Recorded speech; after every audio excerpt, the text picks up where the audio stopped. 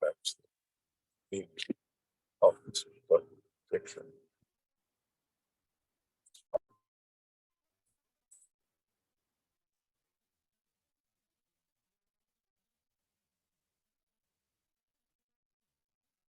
Sorry.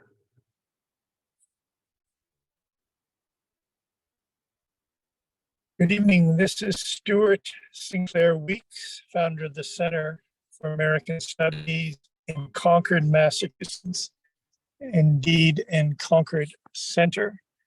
It is evening, it's darker, but I hope you can see me. I'm here in Monument Square beside the marker that notes the jail that Henry David Thoreau went to for refusing to pay taxes to support the war against Mexico. That night in jail led to an essay entitled Civil Disobedience that through Gandhi alone inspired millions upon millions of Indians, but beyond Gandhi, King, Chavez, Tolstoy, Mandela, Václav Havel, and many others. This was a significant essay. I ended up last summer in jail night with Henry David Thoreau for standing up for my and our right to breathe freely unmasked. I was released the next morning on no probable cause. The action was initiated by the Thoreau Society, which was a bit of an irony, which I'll go into. But I began an essay entitled Uncivil Obedience. Uncivil Obedience. I want to read on this day of Thoreau's 206th birthday, the 82nd annual meeting of the Thoreau Society, a press release that speaks to at least my understanding of Henry David's spirit and what it means, what truly civil disobedience means, as well as uncivil obedience. So this introduces the suite of whopping $1 plus all-American Concordian lawsuits. The subtitle is In God We Trust. It also introduces the inauguration of the Concord Nobel Award for Peace. And it begins with the preamble to our United States Constitution. We the people, in order to form a more perfect union, establish justice, ensure domestic tranquility, provide for the common defense, promote the general welfare, and secure the blessings of liberty to ourselves and our posterity. This is a preamble as mentioned in the United States Constitution. The announcement or press release reads, on the day of Henry David's 206th birthday and the commencement of the 82nd annual meeting of the Thoreau Society, this suite of all-American lawsuits in God We the People Trust represents both eternal and timely Concordian stand for justice. Indeed, the theme of the 2023 Thoreau Society annual meeting, the politics of extinction, speaks ironically to the opposition. The lead Concordian whopping $1 plus lawsuit is against, that is, on behalf of the better angels of the defendant, the aspiring leadership of the Thoreau Society itself.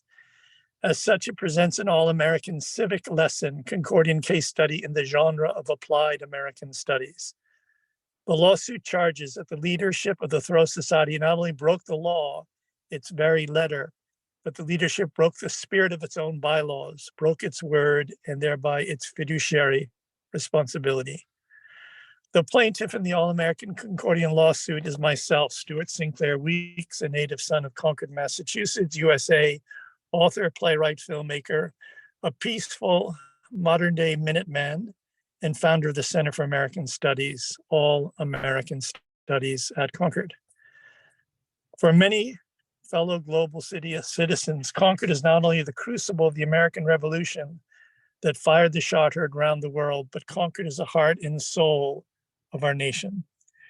The lead Concordian lawsuit in the All-American suit addresses Stuart-Sinclair's stance, my stance, with respect to what I speak of as the people's unalienable responsibility and thereby right to breathe freely, unmasked, to, that is, resist the Thoreau Society's attempts at dry boarding, robbing us of the breath of life. I note that the charge against me by the leadership of the Thoreau Society was dismissed on the grounds of no probable cause after, that is, my unlawful arrest and incarceration. Alongside these Concordian stands for justice, a suite of lawsuits is envisioned as the timely all-American Concordian civic lesson that is inscribed for our times in Tom Paine's words that try not only men's, but women's and children's souls. As such, the purpose of the Concordian lawsuit is to call forth, invoke a future worth envisioning for our children, grandchildren, for the generations to come, all our relations. In its politics of extinction, the leadership of the Thoreau Society has not only defied Thoreau, I suggest, but as we speak, it continues to defy the law, all semblances of justice and civility. Such an unconcordian defiance on the part of the leaders of the Thoreau Society is outlined in the unfolding essay I've begun to pen, Uncivil Obedience. The essay arose out of the groundless charges noted, which resulted in my own night in Concord's jail with my old friend in spirit, Henry David Thoreau, the celebrated author of Civil Disobedience.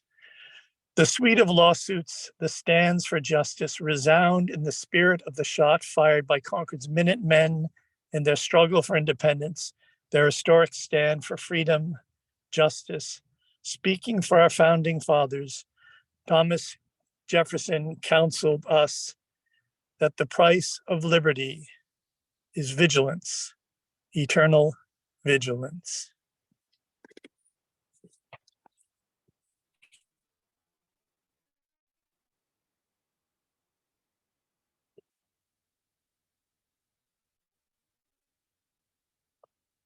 It was boarded, have we caught it? Just a moment.